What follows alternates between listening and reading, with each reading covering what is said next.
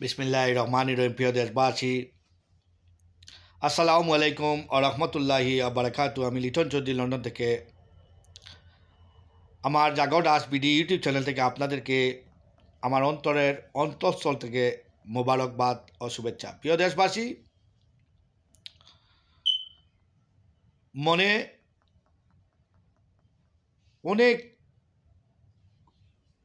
অনেক কথা বলতেও আমি চাই, তাই আমি বলি, আপনাদের মাঝে হাজির হই বাংলাদেশের দুঃখের কথা, সুখের কথা নিয়ে। এই কথা বলার মধ্যে আপনারা শুনবেন, জানবেন, বুঝবেন, এটার জন্য, আপনাদেরকে জাগ্রত করার জন্য, আপনাদেরকে বোঝার জন্য আমি এই কথাগুলা আমার অনেক কাজ থাকার পরেও আমি মাঝে মধ্যে আপনাদের সামনে হাজির হয়ে এই কথা বলার কারণটাই হলো বাংলাদেশের মানুষকে তার জায়গা থেকে যে স্তরে আছে সেখান থেকে আমি যে কোনো আমার কথার মাধ্যমে যদি জাগ্রত করতে পারি, সেটাই হবে আমার প্রধান ভূমিকা এবং সেটাই হবে আমার জন্য আমার চেষ্টা। এবং সেই চেষ্টার জন্য আমি আজকে আপনাদের সামনে আবারও হাজির হলাম। বাংলাদেশের এই যে দুর্দিন চলছে, এই যে বাংলাদেশের যে সমস্যা, এই সমস্যা কোথা থেকে আসলো? বাংলাদেশের যে আপনার একটার পর একটা সমস্যা, এক জায়গায় যদি আর্মি, পুলিশ, র্যাব ঠিক করে, আরেক জায়গার আরেকটা সমস্যা চলে আসে। হ্যাঁ, কতদিন আগে আপনার ভ্যাকসিন করে দেখলাম, ওরা কিছু দুষ্কৃতিকারীরা, বহিরাগত দুষ্কৃতিকারীরা বাইরে থেকে এসে আগুন লাগিয়ে দিয়ে চলে গেল। এটা কিভাবে সম্ভব? কত জায়গা, কত প্রতিষ্ঠান, কত শিল্প কারখানা, কত আপনার যে আপনার যে শিল্প কারখানা আছে বলেন, এরপরে আপনি গার্মেন্টস সেক্টর আছে বলেন, এগুলা কত আর্মিরা খালি শুধু ঠিক করবে, আমরা জনগণরা কি বসে বসে খালি দেখব? আমাদের কি দায়িত্ব নেই? আমরাও দায়িত্ব পালন করতে হবে। রাজনীতিবিদরা কি শুধু ইলেকশনের জন্য চিন্তা করবেন না? দেশের এই যে ক্লান্তি লগ্নে দেশের সাহায্যের জন্য উনারা তো এই জায়গায় আসিয়া শিল্প কারখানা বলেন, গার্মেন্টসকে চাঙ্গা করার জন্য উনারা দায়িত্ব নিতে পারেন। এই আর্মির পাশাপাশি যদি উনারাও দায়িত্ব নেন, তো এই দুর্ঘটনা থেকে দেশ এবং জাতি মুক্তি পাবে। তো প্রিয় দেশবাসী,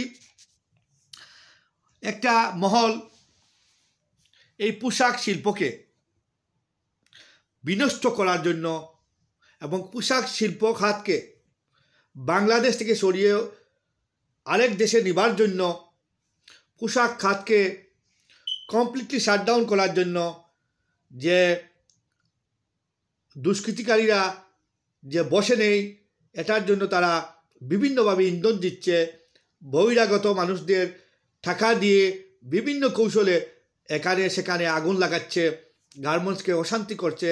গার্মেন্টসের শ্রমিকরা এটার জন্য দোষী নয়। তাই আমাদের পোশাক শিল্পকে রক্ষা করার জন্য আমরা আমাদের সেনাবাহিনী যে 24 ঘন্টা কাজ করতেছে সেটা কথা বলবো, এবং আমাদের পাশাপাশি আমাদের শিল্প কারখানা, ওষুধ শিল্প বলেন, অন্য যত শিল্প কারখানা আছে তাদেরকেও রক্ষা করার জন্য সেনাবাহিনী দিন রাত কাজ করতেছে। 24 আওয়ার সেনাবাহিনীরা কাজ করতেছে। এই যে পেশি শক্তি গার্মেন্টসের ভিতরে, এদের থেকে এই গার্মেন্টসকে উদ্ধার করতে হবে। এই পেশি শক্তি এরা খাড়া, এরা কিসের জন্য বাংলাদেশের গার্মেন্টসে আগুন ধরায়, বাংলাদেশের বিভিন্ন ব্যবসা প্রতিষ্ঠানে আগুন ধরায়। মাঝে মাঝে আওয়ামী লীগ ক্ষমতা থাকা অবস্থায়ও দেখেছি, 1 মাস পর এখানে আগুন, সেখানে আগুন, বড় বড় ফ্যাক্টরিতে আগুন, লক্ষ লক্ষ টাকা মানুষের ক্ষতিগ্রস্ত, লাখ লাখ টাকা মানুষের আগুনে পুড়ে যায়, কোটি কোটি টাকা সম্পত্তি মানুষের ধ্বংস হয়ে যাচ্ছে, কেউ রাস্তায় নেমে যাচ্ছে, কেউ কান্নাকাটি করতেছে, দিশেহারা বাংলাদেশ। 15 বছর আগ থেকে এটা হচ্ছে। আর এখন তো আপনার এই যে আওয়ামী লীগ সরকার পতন হয়ে গেছে, এখন তো আরও সুযোগ পেয়ে গেছে আওয়ামী লীগের কিছু লোক এবং ভারত মিলে এই যে বাংলাদেশের ভিতরে যে আগুনের দাহ দাহ করে বাংলাদেশকে পুরাচ্ছে, বিভিন্ন সেক্টরকে ধ্বংস করছে। এর কারণ কি? এর কারণ এবং উদ্দেশ্যটা কি?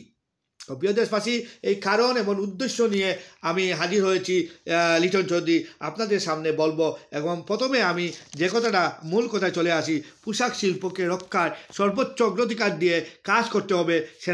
সেনাবাহিনীর একজন বর্তমান যে আমাদের সেনাপ্রধান আছেন তিনি নির্দেশ দিয়ে দিয়েছেন 8 অগাস্ট থেকে নির্দেশ দিয়েছেন যে শিল্প কারখানা গার্মেন্টস সেক্টরকে যেন কোনোভাবে ধ্বংস কেউ করতে না পারে।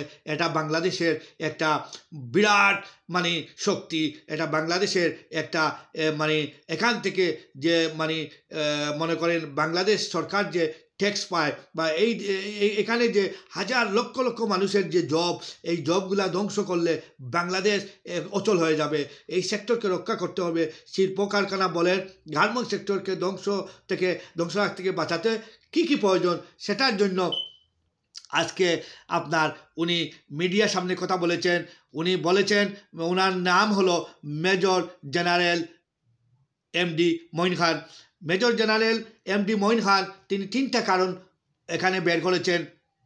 হ্যাঁ, তার প্রথম কারণ তিনি দেখেছেন বহিরাগতদের এখানে আক্রমণ, যারা গার্মেন্টসে শ্রমিক নয়, যারা গার্মেন্টসে কাজ করে না, যারা গার্মেন্টসের মালিকও না, তারা বহিরাগতরা এখানে আক্রমণ করে এবং এখানে বিভিন্নভাবে ভয়ভীতির দেখে মানে শ্রমিকদের বের করে দেয় এবং এখানে আগুন ধরানো এবং এখানের একটা নীল নকশা বাস্তবায়ন করে এই বহিরাগত কারা, এরা ভারতের টাকার বিনিময়ে হোক আর এই যে আওয়ামী লীগের শেখ হাসিনা উনি এই কাজ করার জন্য আমার মনে হয় এরা আর্মির যে উনি এটা বলেন নাই, কিন্তু উনি বলেছেন শুধু বহিরাগত কারা আমরা এটা বলবো। বহিরাগত হলো ভারত এবং বহিরাগত হলো আমাদের দেশের কিছু মানুষ আছে যারা টাকার বিনিময়ে মানে যে কোনো ধরনের সন্ত্রাসী করতে পারে, এই ধরনের বহিরাগতরা এই কাজ করাচ্ছে। এটা মালিক পক্ষ এবং শ্রমিক পক্ষ এখানে জড়িত নয়। এবং এই হলো 1 নম্বর উনি ইনভেস্টিগেশন করে পেয়েছেন। এতদিন 8ই অগাস্ট থেকে তারা এখানে দায়িত্ব পেয়েছেন। এই দায়িত্ব দিয়েছেন বাংলাদেশের আর্মির চিফ জনাব ওয়াকার সাহেব। এই দায়িত্ব দিয়েছেন 9 পদাতিক ডিভিশনের কর্নেল মহিউদ্দিনের নেতৃত্বে। তিনি মানে এই গার্মেন্টস শিল্প কারখানাকে মানে সহযোগিতার জন্য তিনি 9 পদাতিক ডিভিশনের কর্নেল মহিউদ্দিনের নেতৃত্বে এই টিম একটা করেছেন। হ্যাঁ, এই টিমের দায়িত্বে আছেন 2 জন ব্রিগেডিয়ার জেনারেলের মাধ্যমে 2টা ব্রিগেড কমপ্লিটলি এখানে কাজ করতেছে এই শিল্প কারখানা গার্মেন্টসের মধ্যে এবং 8 প্লাটুন বিজেপিও এর মধ্যে জড়িত আছে। এটা যৌথ বাহিনীর কাজ হচ্ছে এবং র্যাব পুলিশও তাদের সাথে সাহায্য আছে। এবং এই যে মানে টঙ্গী, গাজীপুর, এরপরে আপনার আশুলিয়া, এই যে আপনার মানে বাংলাদেশের গার্মেন্টসগুলা এই জায়গার মধ্যেই বেশিরভাগ গার্মেন্টস, টঙ্গীতে বেশিরভাগ গার্মেন্টস, গাজীপুরে আছে, আশুলিয়া আছে, এরপরে আপনার অনেক আছে আপনার যতে এইগুলা বিশেষ করে এইগুলা আমার মনে পড়ছে। এই যে এই নাম বললাম, আরও আছে অনেক জায়গায় গার্মেন্টস। সব জায়গায় ওনারা একটা সিকিউরিটি মানে প্লাটুন 2টা ব্রিগেডে এখানে কাজ করতেছে, 8 প্লাটুন বিজেপি এখানে কাজ করতেছে, র্যাব পুলিশ কাজ করতেছে। এদের এই যে 2টা ব্রিগেড কাজ করতেছে 2 জন ব্রিগেডিয়ারের জেনারেলের মাধ্যমে এই কাজ হচ্ছে। আর এখানে তত্ত্বাবধান করার জন্য 9 পদাতিক ডিভিশনের কর্নেল মহিউদ্দিনের নেতৃত্বে এই কাজগুলো হচ্ছে। এবং বর্তমানে আজকে যে বক্তৃতা দিয়েছেন মেজর জেনারেল মঈন খান বলেছেন যে আর্মি চিফ বলেছে এই খাতকে রক্ষা করতেই হবে। এই খাতের জন্য দেশের ভিতরে বাইরে অনেক ষড়যন্ত্র হচ্ছে, এটা তিনি উল্লেখ করেছেন। এর মধ্যে তিনি বলেছেন 3টা কারণ উনি স্পেসিফিক এই জায়গার মধ্যে 3টা কারণ তারা পেয়েছেন তদন্ত করে। এবং কেন এটা কী কারণ এখানে এই বিশেষ করে 3 কারণ যদি ঠিক হয়ে যায় গার্মেন্টস সেক্টর মানে ঠিক হয়ে যাবে। এই 3 কারণের মধ্যে প্রধান কারণ আপনাকে 1 নম্বর বললাম, বহিরাগতদের আক্রমণ। উনি বলেছেন বহিরাগত কারা, ভারত যেমন শেখ হাসিনার যে মানে দূষর, এরা মিলে এই কাজ করতেছে, হয় টাকার বিনিময়ে বিভিন্নতার বিনিময়ে এরা এই কাজ করতেছে। 2 নম্বর উনি বলেছেন শ্রমিকদের মধ্যেও কিছু অসন্তুষ্ট আসে, বাট তারা এই আন্দোলনে নয়, শ্রমিকদের কিছু এবং মালিকপক্ষের মধ্যে কিছু যৌক্তিক দাবিও আছে এবং মালিক এবং শ্রমিক মিলে এটা সমাধান করা একান্তই প্রয়োজন। উনি এটা বলেছেন শ্রমিকের বেতন অনেকে পায় নাই, হ্যাঁ, এটা বলছেন যে শ্রমিকের বেতন পায় না, এটা যৌক্তিক দাবি। এবং এই পরিবেশকে অশান্তি করার জন্য এক সুযোগে এখানে অনেক কাজ হচ্ছে, এটা অযৌক্তিক দাবিও এখানে আছে। যেমন এই হতে হবে, মানে মহিলারা এতজন কাজ করে, মানে গার্মেন্টসে তো আপনারা জানেন মহিলারা বেশি, কারণ মহিলারা গার্মেন্টসে বেশি কাজ করে, এখন ছেলেরা পুরুষরা কম, এই জন্য পুরুষরা দাবি করতেছে আমাদের সংখ্যা বেশি দিতে হবে। এটা মানে গার্মেন্টস এবং শ্রমিক মিলে তারা এটা ডিসিশন করবে। এটা মানে যৌক্তিক কিছু দাবি আছে, এগুলো মানা যায়। আর অযৌক্তিক দাবি যেগুলো আছে, বিভিন্ন ধরনের আন্দোলন, বিভিন্ন এগুলা অযৌক্তিক দাবি, এগুলা মানা যায় না। এগুলা শ্রমিক এবং মালিক পক্ষ মিলে, উভয়ে মিলে এটা এই শ্রমিকরা মানে যে অশান্ত পরিবেশ সৃষ্টি করেছে কিছু, তারা বেতন ভাতা পায় না, এটা বেতন মালিক দিবে, মানে তারা দ্রুত গতিতে তাদের বেতন দেওয়া হোক, এটা বলেছেন। আর এবং অশান্তি পরিবেশ যেন সৃষ্টি না হয় সেই দিনে যাদের অযৌক্তিক দাবি যেটা, এটা মানে মালিক পক্ষ বসে দেখবেন কতটা মানে ঠিক করা যায়, বা তারাও আর্মি এবং যে যৌথ বাহিনী তারাও সহযোগিতা করবে এটাকে কীভাবে মানে সঠিকভাবে করা যায়। এই 2 নম্বর যেটা বললেন যৌতুক দাবি এবং অযৌক্তিক দাবি, এটা নিয়ে তারা একটা আলাদা টিম করে এটা নিয়ে তারা চিন্তা ভাবনা করবে, মালিক পক্ষের সাথে বসবে, শ্রমিক পক্ষের সাথে বসে এটা ঠিক করবে। এরপর 3 নম্বর হলো তারা জুট ব্যবসায়ীকে কেন্দ্র করে নানান সমস্যা, মানে ব্যবসায়ীদের মধ্যে এটা মানে চলে আসছে, এবং জুট ব্যবসার কারণে এখানে পেশি শক্তি হয়। এই পেশি শক্তিকে মানে কাজে লাগিয়ে এই ধরনের কিছু দুষ্কৃতিকারীরা বিভিন্ন ধরনের অঘটন এই গার্মেন্টসে করে ফেলে, শিল্প কারখানায় করে এবং বিভিন্ন ব্যবসা প্রতিষ্ঠানে করে। এইটা মনে করেন তিনি বলেছেন যে রাজনীতিবিদ যদি মানে এখানে কাজ করে, রাজনীতিবিদরা যদি তাদের নেতা নেত্রী যারা আছে এদেরকে যদি এখানে লাগিয়ে দেয় কী কারণে এটা হচ্ছে কী হচ্ছে, তা আমাদের আর্মির সাথে সাথে যদি বিভিন্ন রাজনৈতিক দলের নেতা নেত্রীরা আমাদের সাথে আসেন আমাদেরকে সাহায্য করেন, তা আরও ভালো হবে, দ্রুত গতিতে এটাকে দূর করা যাবে। তা এখন পর্যন্ত গার্মেন্টসের এই যে তারা বলেছেন যে আর্মি 24/7 তারা কাজ করতেছে, যদি কোনো অরাজকতা আভাস তারা পায়, তে মেজর এই যে আপনার মেজর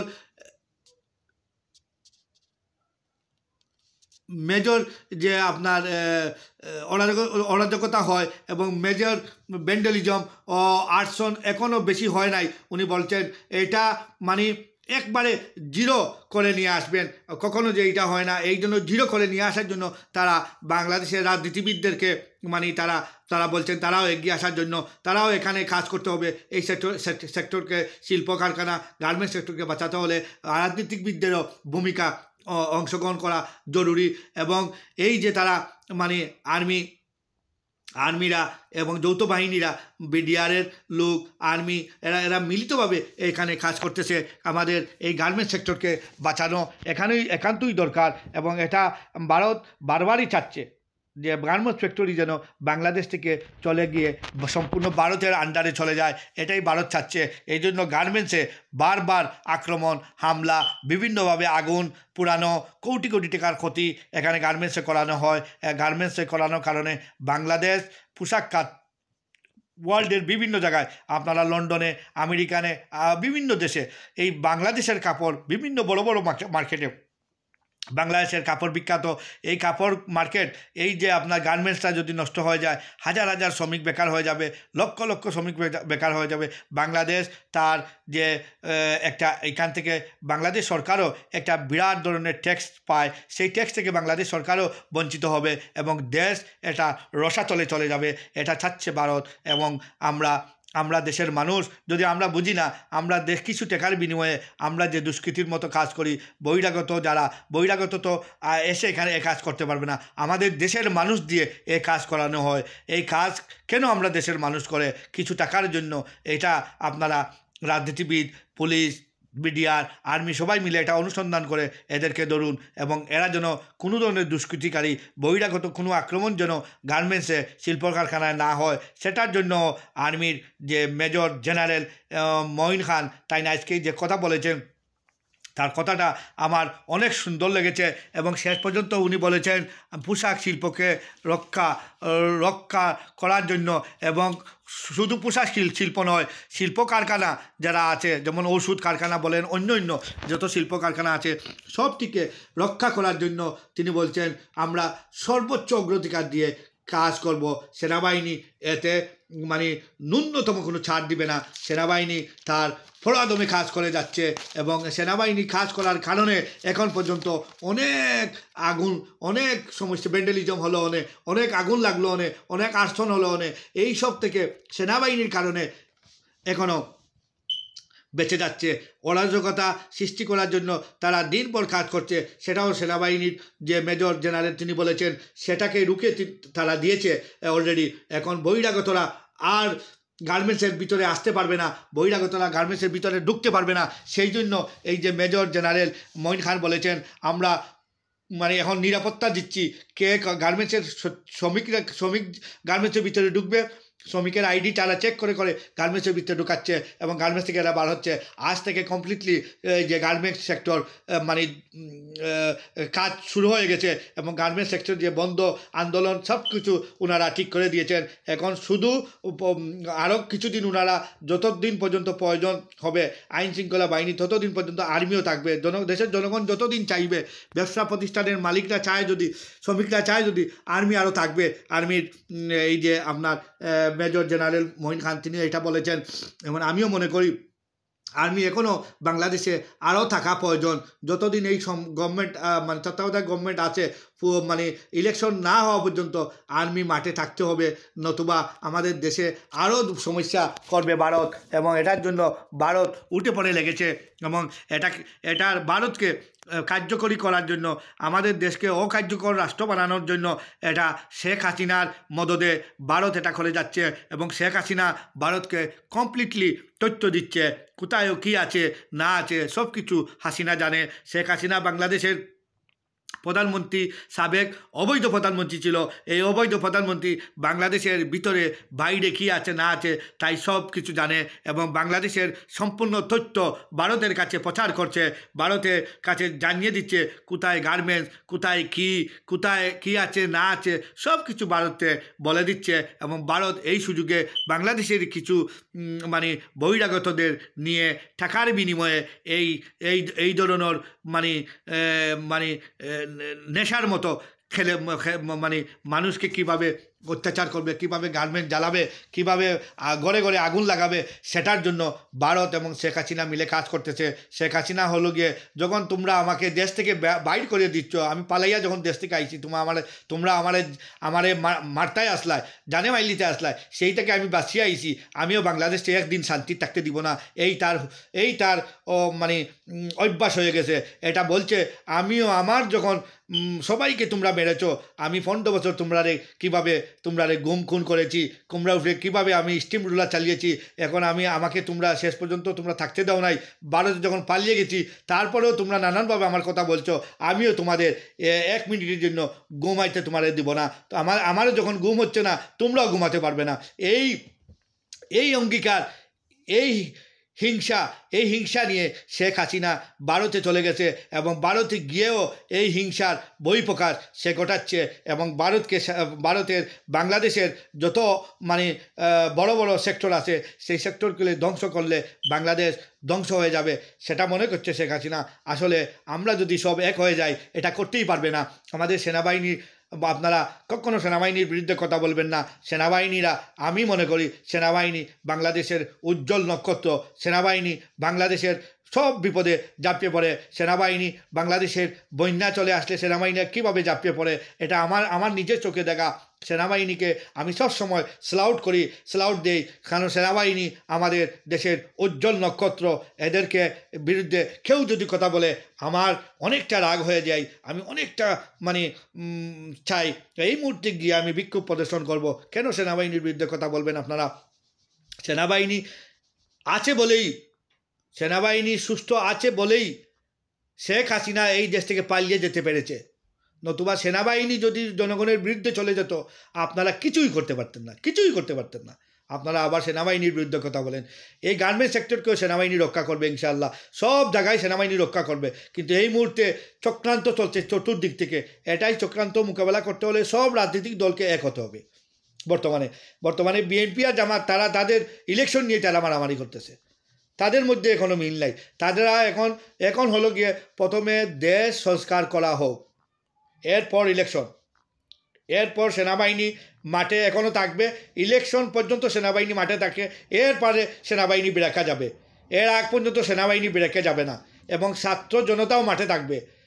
হ্যাঁ, সব দুষ্কৃতিকারী যারা আছে তাদেরকে যতক্ষণ পর্যন্ত আপনি নাজেহাল না করতে পারবেন, দেশ মুক্ত হবে না, দেশ স্বাধীন হবে না। এখনও স্বাধীন হয় নাই দেশ, আরও অনেক দূর যেতে হবে। আমাদের অনেক কাজ বাকি রয়েছে। এই সব দুষ্কৃতিকারীকে ধরে সাজা দিতে হবে, এবং দুষ্কৃতিকারীদের অনেক টাকার পাহাড়, এদের টাকার পাহাড় আছে বলে এরা যে কোনো জায়গায় যে কোনো সময় দুষ্কৃতি করাতে পারে। এটা থেকে আপনারা সজাগ থাকতে হবে। ইলেকশন দিবেন এই নিয়ে চিন্তাভাবনা নয়। চিন্তাভাবনা করুন, দেশকে সংস্কার করুন। যদি আপনাদের দেশের মতো এই যে শেখ হাসিনা দেশের জন্য মায়া নাই, আমরা শেখ হাসিনার কথা বলছি, এখন বিএনপি এবং জামাতকে দেখব তারা দেশের জন্য কতটুকু মায়া ভালোবাসা। আপনারা এখন দেশের জন্য কাজ করুন। দেশে যে এই দুষ্কৃতিকারী যারা পুলিশ, র্যাব, বিজেপি, আর্মিদেরকে সাথে রাজনীতিবিদরাও জড়িত থাকুন, ছাত্র জনতাও মাঠে থাকুন। আপনাদের লেখাপড়া পড়ে আপনারা আর্মিদের সাহায্য করুন, পুলিশকে সাহায্য করুন, তাহলে দেশ অগ্রসর হয়ে যাবে। দেখবেন সব দুষ্কৃতিকারীরা সব কিছু থেকেই ফেল হয়ে যাবে। এরপর তারা ঘুমিয়ে যাবে, মনে করবে অনেক কিছু করেছি, আমরা আর পারবো না। যেখানে যাই সেখানেই তারা ধরে ফেলে, যেই প্ল্যান করি সেই প্ল্যান তারা জেনে যায়। এইরকম যদি আপনারা গোয়েন্দাগিরি করেন, এইরকম যদি দেশের জন্য কাজ করেন, রাজনীতিবিদরা এই কাজে আপাতত করেন, পরবর্তীতে আপনারা ইলেকশন দিবে তো বললাম 2 বছর 3 বছরের ভিতরে ইলেকশন হবে, আপনারা যাবেন, আপনারা পার্টিসিপেট করবেন, যাবেন ইলেকশনে। পাবলিক যদি আপনাদেরকে ম্যান্ডেট দেয় আপনারা যাবেন। এই মুহূর্তে দেশের জন্য কাজ করেন, কিছু দেখান, আপনারা দেশকে কিছু দেন। আপনারা সরকার প্রধান হয়ে দেশকে কিছু দেওয়া, এর আগে আপনারা কিছু দিয়ে দেখান, দেশের মানুষকে কিছু চমক দেখান। সো প্রিয় রাজনীতিবিদ ভাইয়েরা এবং প্রিয় দেশের ছাত্র জনতা, আপনাদের কাছে আমার আকুল আবেদন, আপনারা এই দুষ্কৃতিকারীকে চিহ্নিত করুন, আর্মিদেরকে সহযোগিতা করুন। আর্মি আমাদের বন্ধু, আর্মি আমাদের দেশের ভাই, আর্মি আমাদের দেশের সৈনিক, আর্মি আমাদের দেশের উজ্জ্বল নক্ষত্র। এদেরকে আপনারা কোনো কথা এদের বিরুদ্ধে বলবেন না। এরা যে কাজ করবে দেশের জন্য কাজ করতেছে, দেশের মঙ্গলের জন্য তারা 24 আওয়ার্স তারা কাজ করছে এবং করবে, এই আমার বিশ্বাস, আমার দৃঢ় বিশ্বাস। আমি আর্মিকে সেল আউট করি। আর আজকের মতো আমি এখানে বিদায় নিলাম। আজকে আবারও কিছু আপডেট পেলে আপনাদের সামনে আমি হাজির হব। আমি কথা বলতেই আছি, বলতেই থাকবো। এটাই আমার আসল জিনিস। আমি কথা বলার জন্যই আছি, বলার জন্যই আমি থাকবো। আমার কোনো বাধা, কোনো কিছু অপেক্ষা না করে আমি কথা বলবো। সেই জন্যই আমি আপনাদেরকে বলছি, আপনারাও প্রতিটা জায়গায় একটা সৈনিকের মতো হন। আপনারা শুধু আর্মি তারা এটা করবে সেটা করবে, আর্মিকে দোষারোপ করবেন। আপনারাও আর্মিদের মতো সৈনিকের মতো কাজ করুন। আপনারাও এই বাংলাদেশকে পহারায় রাখুন, 24 ঘন্টা আপনারা পহারায় রাখুন। আপনি চাকরি করেন, কোনো অসুবিধা নাই, চাকরির পরে আপনি খেয়াল রাখুন কোথায় কী হচ্ছে না হচ্ছে, আপনিও গোয়েন্দাগিরি করেন। এরপরে আপনার ছাত্ররাও লেখাপড়ার পাশাপাশি আপনারা গোয়েন্দাগিরি করেন, কোনো দুষ্কৃতিকারীরা কোনো প্ল্যান করছে কিনা আপনারা মানুষ লাগাই দেন পিছনে। এইরকমভাবে যদি করতে পারেন, দেশ থেকে সব কিছু উধাও হয়ে যাবে এবং বাংলাদেশ একটা স্বনির্ভর রাষ্ট্র হয়ে যাবে। এবং এই তত্ত্বাবধায়ক গভর্নমেন্ট তারা একটা পৃথিবীর বুকর মানচিত্রে তাদের একটা নাম হয়ে যাবে যে বাংলাদেশের তত্ত্বাবধায়ক সরকার সব কিছুর ঊর্ধ্বে উঠে তারা দেশকে একটা স্বনির্ভর দেশ করে দিয়ে গেল। এবং পরবর্তী যে নির্বাচন আসবে, আপনারা ভোটের মাধ্যমে জনগণের ভোট প্রয়োগ করবে। তারপরে যদি জনগণ যাকে যে যাকে খুশি তাকে ভোট জনগণ দিবে এবং জনগণ যদি ভোট দিয়ে আপনাদেরকে নির্বাচিত করে আপনারা নির্বাচিত হয়ে জনগণের জন্য কাজ করবেন, জনগণের কল্যাণের জন্য কাজ করবেন, এটাই আমি আশা করি, দেশবাসী আশা করে। তাই এই কথা বলেই আজকে আমাদের দেশের যে সমস্যা, এই সমস্যারে আপনারা কিভাবে কাটাবেন সেটা নিয়ে আপনারা একটু ভাবুন প্লিজ। আর আজকে আমি আর কিছু বলবো না, এখানের মতো আমি বিদায় নিলাম। আবারও কিছু বেলে আপনাদের সামনে হাজির হব। আসসালামু আলাইকুম ওয়া রাহমাতুল্লাহি ওয়া বারাকাতুহু।